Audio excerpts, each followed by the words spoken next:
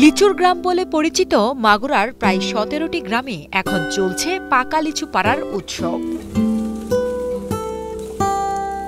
এ মৌসুমে ১ মাস বাকি থাকতেই মাগুরা জেলায় প্রায় কয়েক হাজার লিচু বাগানে পাকতে শুরু করেছে গ্রীষ্মের রসালো ফল লিচু। এবার তো লিচু খুব সুন্দর হয়েছে, ভালোই হয়েছে, কিন্তু মাঝে তাপমাত্রা হয়েছে। তাপমাত্রা হওয়ার পরে কিছু ক্ষয়ক্ষতি হয়েছে, তারপরও ধরেন যা আছে ভালো মন্দ দিয়ে এখন পাকা শুরু হয়েছে। মাগুরা জেলায় হাজরাপুর, নড়িহাটি, শিবরামপুর ও হাজিপুর সহ বিভিন্ন এলাকায় হাজারো লিচু বাগানে এখন আগাম লিচু পাকতে শুরু করেছে। তীব্র তাপদাহের পর বৃষ্টিতে লিচু বাগানে কিছুটা মন্দা ভাব দেখা দিলেও এবার লিচুর দাম পাচ্ছেন লিচু বাগানীরা। মাগুরার পাকা লিচু চলে যাচ্ছে দেশের নানা অঞ্চলে। দেশি লিচু এখন যা আছে এখন সব ভাঙা হয়ে যাচ্ছে, আর বোম্বাই লিচু আছে ২০ দিন পরে আছে ভাঙা হবে। এই দেশি লিচু ২০ দিন পরে যায়, বোম্বাই লিচু ২০ দিন পরে যায় ভাঙা হবে। ২৯০০ টাকা যাচ্ছে, ৩০০০ টাকাও যাচ্ছে, ২৭০০ও যাচ্ছে। বৈশাখ মাসের শুরুতে তীব্র তাপদাহ চলেছে প্রায় পুরো মাস জুড়ে,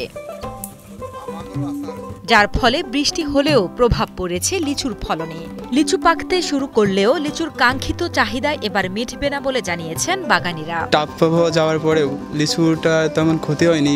মাঝে বৃষ্টি হয়েছে, বৃষ্টি হওয়ার কারণে লিচুটা অনেক ভালো হয়েছে। আমরা এটা ভেঙে এখন লিচু পাকেছে, এখন আমরা ভেঙে এটা বাজারজাত করতেছি। লিচুর বাজার মোটামুটি ভালো ছিল, কিন্তু লিচুতে তো ফলন নেই।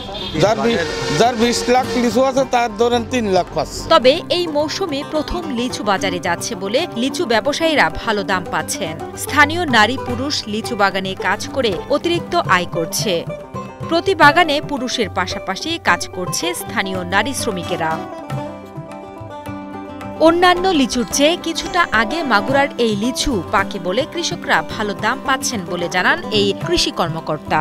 যারা লিচু চাষ করেন এরা আরও বেশি উদ্বুদ্ধ হবে, এবং আমরা কৃষি সম্প্রসারণ অধিদপ্তরের পক্ষ থেকে সবসময় এই ধরনের কৃষকদের আমরা কারিগরি প্রশিক্ষণ এবং বিভিন্ন ধরনের সহযোগিতা এবং উঠান বৈঠকের মাধ্যমে উদ্বুদ্ধ করে থাকি।